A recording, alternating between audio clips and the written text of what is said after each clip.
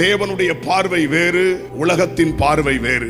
இன்றைக்கு நான் சொல்லுகிறேன், உலக பிரகாரமாக நம்மை புகழ்தல், நம்முடைய மேன்மை, இதை குறித்து அதிக அக்கறை நமக்கு இருக்குமானால் தேவனுடைய பார்வையிலே கனத்திற்குரிய பாத்திரமாய் நாம் இருக்க முடியாது. நீங்கள் ஒன்றை மனதில் வைத்துக் கொள்ளுங்கள், இன்றைக்கு ஆண்டவர் இந்த காலை நேரத்திலே ஆழமாய் உங்கள் இருதயத்திலே பதிப்பாராக.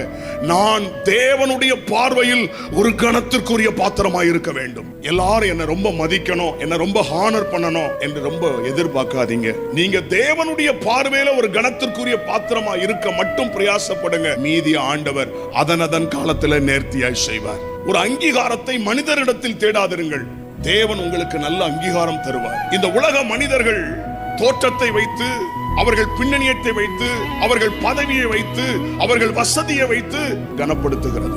இந்த உலகம் என்ன மேன்மைப்படுத்தணுங்கிறதுக்காக நான் ஓடல, ஆனா ஒரு நாள் வரும் இந்த உலகம் என்னை மேன்மைப்படுத்தும்.